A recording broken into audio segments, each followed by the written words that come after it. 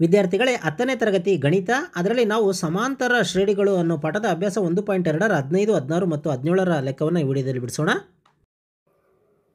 15ನೇ ಲೆಕ್ಕ ಎನ್ನ ಯಾವ ಬೆಲೆಗೆ 63, 65, 67 ಮತ್ತು 3, 10, 17 ಈ ಸಮಾಂತರ ಶ್ರೇಣಿಗಳ ಎನ್ನ ಪದಗಳು ಸಮನಾಗಿರ್ತವೆ ಅಂತ ಕೊಟ್ಟಿದ್ದಾರೆ. ಈಗ ಫಸ್ಟ್ ಶ್ರೇಣಿ ಮೊದಲು ಸಮಾಂತರ ಶ್ರೇಣಿ ಯಾವುದು ಇದು ತೆಗೆದುಕೊಳ್ಳೋಣ. 63, 65, 67 ಡ್ಯಾಶ್ ಡ್ಯಾಶ್ ಡ್ಯಾಶ್.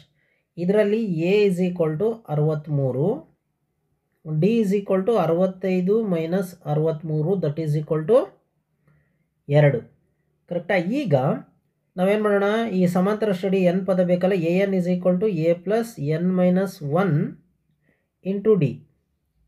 ಈಗ a n is equal to a ಅಂದರೆ 63 ಪ್ಲಸ್ ಎನ್ ಗೊತ್ತಿಲ್ಲ ನಮಗೆ, ಎನ್ನ ಬೆಲೆ ಹಾಗೆ ಇರಲಿ, ಡಿನ ಬೆಲೆ ಎಷ್ಟು 2.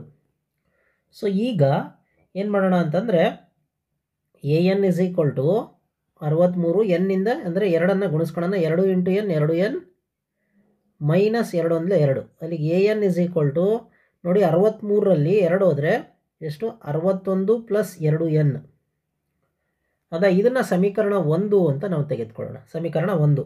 ಈಗ ಎರಡನೇದು ಸಮಾಂತರ ಶ್ರೇಣಿ 3, 10, 17. ಇದರಲ್ಲಿ ಮೊದಲನೇ ಪದ ಏನಿದೆ ಅದು 3. ಹೌದಾ? ಸಾಮಾನ್ಯ ವ್ಯತ್ಯಾಸ ಡಿ ಇಸ್ ಈಕ್ವಲ್ ಟು ಎರಡನೇ ಪದದಲ್ಲಿ ಒಂದನೇ ಪದವನ್ನು ಕಳೆದ್ರೆ 7.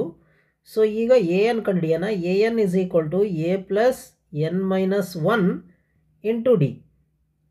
ಈಗ a n is equal to a ಅಂತಂದರೆ 3 ಪ್ಲಸ್ ಎನ್ ಮೈನಸ್ 1, ಡಿ ಅಂದರೆ 7. ಸೊ ಹಂಗಾಗಿ a n is equal to 3 plus 7 into n 7 n minus 7.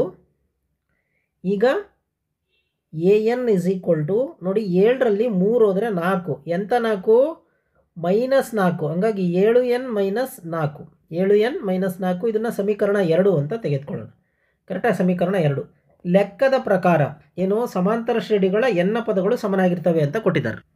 ನೋಡಿ, ಲೆಕ್ಕದ ಪ್ರಕಾರ ಸಮಾಂತರ ಶ್ರೇಣಿಗಳ ಎನ್ನ ಪದಗಳು ಸಮ ಅಂತ ಕೊಟ್ಟಿದ್ದಾರೆ. ಹಂಗಾಗಿ ಸಮೀಕರಣ 1 ಇಸ್ ಈಕ್ವಲ್ ಟು ಸಮೀಕರಣ 2 ಸಮ ಅಂತ. ಸೊ ಸಮೀಕರಣ 1 ಏನಿದೆ 61 plus 2 n is equal to ಸಮೀಕರಣ 2 ಏನಿದೆ 7 ಎನ್ ಮೈನಸ್ 4. ಈಗ ಎನ್ನನ್ನು ಒಂದು ಕಡೆ ತೊಗೊಳ್ಳೋಣ, ಸಂಖ್ಯೆಯನ್ನು ಒಂದು ಕಡೆ ತೊಗೊಳ್ಳೋಣ. 2 ಎನ್ ಈ ಕಡೆ ಕಳಿಸ್ತೀನಿ, ಸಂಖ್ಯೆನ ಈ ಕಡೆ ಕಳಿಸ್ತೀನಿ. ನೋಡಿ, ಆಗ 61 ಮೈನಸ್ 4 ಈ ಕಡೆ ಬಂದರೆ ಪ್ಲಸ್ 4 ಆಯಿತು. ಈಗ 7 ಎನ್ 2 ಎನ್ ಆ ಕಡೆ ಹೋದರೆ ಮೈನಸ್ 2 ಎನ್ ಆಯಿತು. 61 4 ಕೂಡಿದ್ರೆ 65. ಇಲ್ಲಿ 7 ಎನ್ನಲ್ಲಿ 2 ಎನ್ ಹೋದರೆ 5 ಎನ್. ಈಗ ಹೊರೆ ಗುಣಾಕಾರ ಮಾಡೋಣ. So n is equal to 65/5. ಅಲ್ಲಿಗೆ 5 1 5 13 13 5. ಹೌದಾ? ಸೊ ಅಲ್ಲಿಗೆ ಎನ್ನ ಪದ ಏನು 13. ಸೊ ದೇರ್ ಫಾರ್ ಹೆಂಗೆ ಬರಿಬೋದು ಇದನ್ನು ನೋಡಿ, ಈ ಸಮಾಂತರ ಶ್ರೇಣಿಗಳ 13ನೇ ಪದಗಳು ಸಮವಾಗಿರುತ್ತವೆ ಅಂತ ಬರೆದ್ರೆ ಲೆಕ್ಕ ಮುಗಿಯುತ್ತೆ. 16ನೇ ಲೆಕ್ಕ 3ನೇ ಪದ 16 ಮತ್ತು 7ನೇ ಪದವು 5ನೇ ಪದಕ್ಕಿಂತ 12 ಹೆಚ್ಚಾಗಿರುವ ಸಮಾಂತರ ಶ್ರೇಣಿ ಕಂಡುಹಿಡಿಯಿರಿ ಅಂತ ಕೊಟ್ಟಿದ್ದಾರೆ. ಅಂದರೆ 3ನೇ ಪದ ಅಂತಂದರೆ ಎ 3 ಇಸ್ ಈಕ್ವಲ್ ಟು 16. ಆಮೇಲೆ ಎ 7ನೇ ಪದ ಇದೇನಿದೆ ಎ 5ನೇ ಪದ ಇದಕ್ಕಿಂತ 12 ಹೆಚ್ಚಾಗಿದೆಯಂತೆ. ಸೊ ಇದನ್ನು ಕಂಡುಹಿಡಿಯಿರಿ ಅಂತ ಕೊಟ್ಟಿದ್ದಾರೆ. ಸೊ ನಾವು ಇದನ್ನು ನೋಡಿ, ಇದನ್ನು ಹಿಂಗೂ ಬರ್ಕೋಬೋದು. A 7 minus a 5 is equal to 12 ಅಂತ ಬರ್ಕೋಬೋದು. ಯಾಕಂದರೆ ಈಸಿ ಆಗುತ್ತೆ, ಲೆಕ್ಕ ಮಾಡೋದಕ್ಕಿಂತ ಈಸಿ ಆಗುತ್ತೆ. ಫಸ್ಟ್ ಎ 3ಅನ್ನು ಕಂಡುಹಿಡಿಯೋಣ. ಎ 3 ಅಂತಂದರೆ a plus n minus 1 into d. ಈಗ a 3 is equal to a ಅಂದರೆ ಗೊತ್ತಿಲ್ಲ, ಎ 3 ಅಂತಂದರೆ ಎಷ್ಟು 16. ಇದು ಬರ್ಕೊಂಬಿಡೋಣ. 16 ಇಸ್ ಈಕ್ವಲ್ ಟು ಎ ಅಂದರೆ ಗೊತ್ತಿಲ್ಲ, ಎನ್ ಅಂತಂದರೆ 3ನೇ ಪದ, ಅಲ್ಲಿಗೆ ಎನ್ ಮೈನಸ್ 1 ಇಂಟು ಡಿ. ಅಲ್ಲಿಗೆ 16 is equal to a plus 3ರಲ್ಲಿ 1 ಹೋದರೆ 2 ಡಿ. ಇದನ್ನು ಸಮೀಕರಣ 1 ಅಂತ ತೆಗೆದುಕೊಳ್ಳೋಣ. ಈಗ ನೆಕ್ಸ್ಟ್ ಏನಿದೆ a 7 minus a 5 is equal to 12 ಅಂತ ಏನಿದೆ ಅದನ್ನು ತೆಗೆದುಕೊಳ್ಳೋಣ. ಎ 7 ಅಂತಂದರೆ ಏನು a plus n minus 1 into d minus a plus n minus 1 into d is equal to 12. ಇಲ್ಲಿ ಕನ್ಫ್ಯೂಸ್ ಮಾಡ್ಕೊಬೇಡಿ, ಇದೇನಿದು ಕ್ಯಾನ್ಸಲ್ ಆಗುತ್ತೆ ಅಂತ. ಇಲ್ಲಿ ಇದು ಎ, ಹೌದಾ? ಎನ್ ಅಂತಂದರೆ ಇಲ್ಲಿ 7 ಮೈನಸ್ 1 ಇಂಟು ಡಿ ಮೈನಸ್ ಇಲ್ಲಿ ಎ, ಇದು ಎನ್ ಅಂತಂದರೆ 5ನೇ ಪದ 5 ಮೈನಸ್ 1 ಇಂಟು ಡಿ. ಇದು ಕಂಪ್ಲೀಟಾಗಿ ಬ್ರಾಕೆಟ್ ಹಾಕೋಣ, ಯಾಕಂದ್ರೆ ಮೈನಸ್ ಆಗಿರೋದ್ರಿಂದ ಈಸ್ ಈಕ್ವಲ್ ಟು 12. ಈಗ ಎ ಪ್ಲಸ್ 6D ಹೌದಾ ಮೈನಸ್ ಇಲ್ಲಿ ಎ ಪ್ಲಸ್ 5ರಲ್ಲಿ 1 ಹೋದರೆ 4D ಈಸ್ ಈಕ್ವಲ್ ಟು 12. ಈಗ ಮೈನಸ್ಸಿಂದ ಗುಣಿಸ್ಬಿಡೋಣ. 6D plus into minus minus a plus into minus minus 4D is equal to 12. ಇಲ್ಲಿ minus 12 minus a plus a cancel ಆಯಿತು. ಅಲ್ಲಿಗೆ 6Dಯಲ್ಲಿ 4D ಹೋದರೆ ಏನು ಉಳಿಯುತ್ತೆ? 2D is equal to 12. ಈಗ ಹೊರೆ ಗುಣಾಕಾರ ಮಾಡೋಣ. D is equal to 12/2. ಅಲ್ಲಿಗೆ D ಈಸ್ ಈಕ್ವಲ್ ಟು 2 6. ಅಲ್ಲಿಗೆ ಸಾಮಾನ್ಯ ವ್ಯತ್ಯಾಸ ಎಷ್ಟು ಬಂತು? 6 ಬಂತು. ಈಗ ಈ D ಈಸ್ ಈಕ್ವಲ್ ಟು 6ಅನ್ನು D ಈಸ್ ಈಕ್ವಲ್ ಟು 6ಅನ್ನು 1ರಲ್ಲಿ ಹಾಕಿದಾಗ, ಯಾವುದು ಸಮೀಕರಣ 1ರಲ್ಲಿ ಹಾಕಿದಾಗ ಏನಾಗುತ್ತೆ ನೋಡಿ, 16 is equal to a plus 2D ಅಂತೇನಿದೆ ಸಮೀಕರಣ 1. 16 is equal to a plus 2D ಜಾಗದಲ್ಲಿ ಏನು ಹಾಕಬೇಕು? 6 ಹಾಕಬೇಕು. ಈಗ 16 is equal to a plus 6 2 12. ಈಗ ನಮಗೆ ಎ ಬೆಲೆ ಬೇಕು. 12ಅನ್ನು ಈಸ್ ಈಕ್ವಲ್ ಟು ನಿಂದ ಆ ಕಡೆ ತಗೊಳ್ಳೋಣ. ಅಲ್ಲಿಗೆ 16 minus 12 is equal to a. ಅಲ್ಲಿಗೆ a is equal to 4. So ಹಾಗಾದರೆ ಈಗ ಸಮಾಂತರ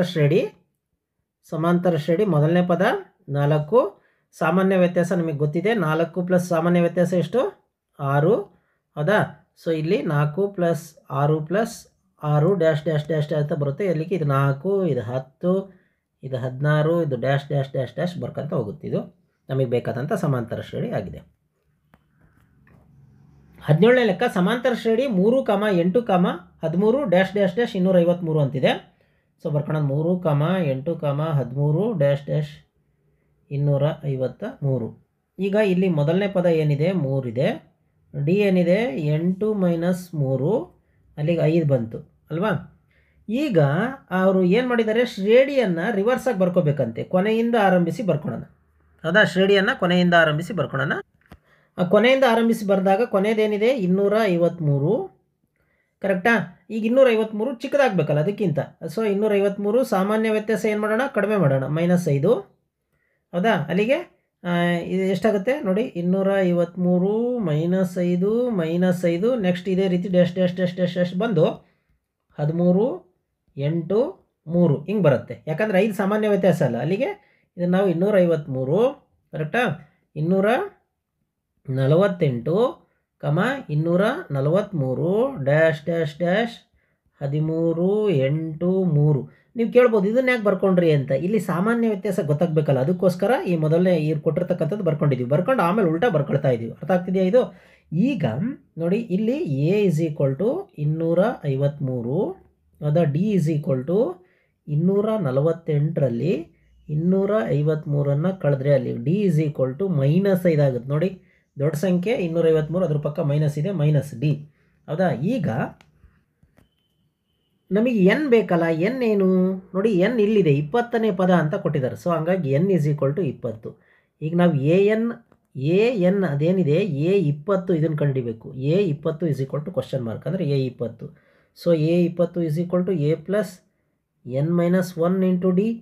so A20 is equal to a ಅಂತಂದರೆ 253 ಪ್ಲಸ್ ಎನ್ ಅಂತಂದರೆ ಎನ್ ಜಾಗದಲ್ಲಿ ಏನಾಗಬೇಕು? 20 -1, ಡಿ ಅಂದರೆ -5.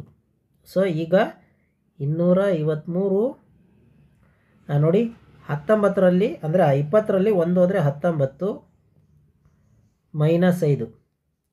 ಈಗ 253 ಪ್ಲಸ್ ಇಂಟು ಮೈನಸ್ 19 95. ಈಗ A20 ಈಸ್ ಈಕ್ವಲ್ ಟು ನೋಡಿ 13ರಲ್ಲಿ 5 ಹೋದರೆ 8 ಕರೆಕ್ಟಾ. 14 ಆಯಿತು ಅಂದರೆ 4 ಆಯಿತು. 14 ದಶಕ ತಗೊಂಡ್ರೆ 14ರಲ್ಲಿ 9 ಹೋದರೆ ಎಗೇನ್ 5, ಆಮೇಲೆ ಇಲ್ಲಿ 1 ಆಗುತ್ತೆ. ಸೊ 158. ಸೊ ಅಲ್ಲಿಗೆ A20 ಈಸ್ ಈಕ್ವಲ್ ಟು 158. ಹಾಗಾಗಿ ಈ ಒಂದು ಸಮಾಂತರ ಶ್ರೇಣಿಯ 20ನೇ ಪದ ಕೊನೆಯಿಂದ ಆರಂಭಿಸಿ 20ನೇ ಪದ ಏನಾಗುತ್ತೆ? 158 ಆಗುತ್ತೆ. ಈ ರೀತಿ ಬರೆದ್ರೆ ಈ ಲೆಕ್ಕ ಇಲ್ಲಿಗೆ ಮುಗಿಯುತ್ತೆ.